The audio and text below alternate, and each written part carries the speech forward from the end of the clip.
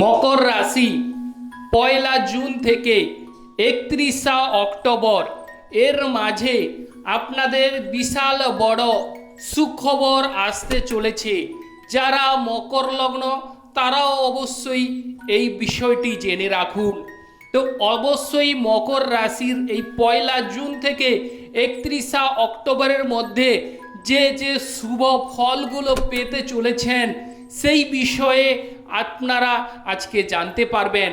তো অতএব মকর রাশির কি জন্য এই শুভ ফল বর্ষিত হতে চলেছে তার কারণ হচ্ছে দেবগুরু বৃহস্পতি মিথুন রাশিতে অবস্থান করছিল 1 বছর। অতএব সেই 1 বছর আপনাদের জীবনে বিভিন্ন প্রকারের অশান্তি, ঝামেলা, বাধা বিপত্তিগুলো অবশ্যই ক্রিয়েট করেছিল। এর মাঝে এই 1 বছরের পরে আপনাদের কিন্তু বিরাট বড় সুখবর আসতে চলেছে। জীবনে আপনারা অবশ্যই যে কাজেই হাত দেবেন সে কাজেই আপনাদের সোনা ফলবে, বা যে কাজ করতে যাবেন বা কেরিয়ারের দিক যদি তুলনামূলকভাবে আলোচনা করা যায়, কেরিয়ারে সফলতা কিন্তু দেবগুরু বৃহস্পতি এবার কিন্তু বয়ে আনবে।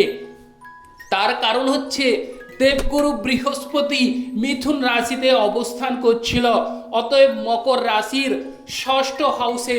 সেক্ষেত্রে আপনাদের বিভিন্ন প্রকারের বাধা বিপত্তি, ঝামেলা অথবা মামলা মোকদ্দমার ক্ষেত্রে বিভিন্ন প্রকারের নাজেহাল আপনারা বা বিভিন্ন সময়ে আপনারা অশান্তিতে বা ঝামেলায় জড়িয়ে পড়েছিলেন, এবং যাদের দাম্পত্য জীবনে আপনারা আশাতীতভাবে সাফল্য লাভ করতে পারেননি, দাম্পত্য জীবনে কলহ, দ্বন্দ্ব, বিরোধ, সংঘর্ষ এগুলো কিন্তু কাজ করছিল। অতএব এই দেবগুরু বৃহস্পতি এবার কর্কট রাশিতে চলে আসছে 1 জুন থেকে। আপনাদের জীবনে বহু রকমের বা বহু প্রকারের পরিবর্তন মকর রাশির জাতক জাতিকারা দেখতে পারবেন। এবার মকর রাশির বিষয়ে যে আলোচনা করব, আপনাদের ব্যবসা, বিবাহ, প্রেম, দাম্পত্য অথবা কেরিয়ার কি শুভ ফল এই 4টি মাস আপনারা পেতে চলেছেন সেই বিষয়ে আজকে আপনারা জেনে রাখুন। তার আগে বলি, আমরা সর্বপ্রথম ঈশ্বরকে স্মরণ করে নেব। জয় বড় ঠাকুর শনিদেবের জয়, জয় অঞ্জনী পবনপুত্র বজরঙ্গবলীর জয়, জয় রাধা কৃষ্ণের জয়। যে সকল দর্শক বন্ধু আমাদের অ্যাস্ট্রোলজি সমাধান চ্যানেল দেখছেন, চ্যানেলটিকে আপনারা সাবস্ক্রাইব করুন। এবার চলে আসছি মূল আলোচনায়। দেবগুরু বৃহস্পতি যেহেতু আমরা জানি কর্কট রাশিতে উচ্চ হয়, অতএব এই মকর রাশির সপ্তম হাউসে দেবগুরু বৃহস্পতি চলে আসছে। আমরা জানি একটি রাশিতে দেবগুরু বৃহস্পতি 1 বছর সময় নিয়ে থাকে।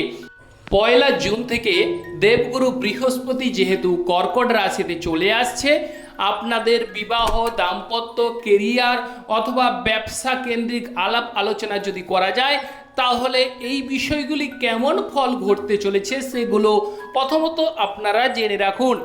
যারা বলতে গেলে ব্যবসা বাণিজ্যে কোনো রূপ 1 বছর আপনারা আশাতীত সাফল্য লাভ করতে পারেননি, কারণ মিথুন রাশিতে দেবগুরু বৃহস্পতি অবস্থান করছিল। সেক্ষেত্রে বিভিন্ন প্রকারের ঝামেলা অশান্তি চলে এসেছে। ব্যবসা বাণিজ্যে আপনারা কিন্তু অনেকটাই যেন লসের দিকে এগিয়ে গেছিলেন। এবার সেগুলো কিন্তু রিমুভ হবে। আপনাদের ব্যবসা বাণিজ্যে সুফল বা সফলতা আপনারা পেতে চলেছেন।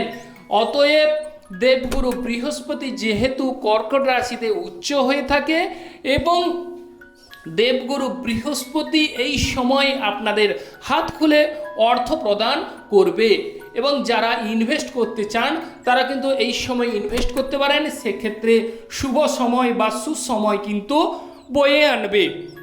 এবং যারা অবিবাহিত ব্যক্তিরা আছেন, বিবাহের জন্য উৎসুক, বিবাহে কোনো রকমে আপনারা মধ্যস্থ ঠেকিয়েও বিবাহে দুটি মন এক হতে পারছেন না, বা 4 হাত এক করতে পারছেন না, তাদের বিষয় বলবো আপনাদের ভাগ্য উদয় ঘটবে বা ভাগ্যোদয় ঘটতে চলেছে। 1 জুন থেকে অবশ্যই 4 হাত 1 হবার যোগ দেখা যাচ্ছে।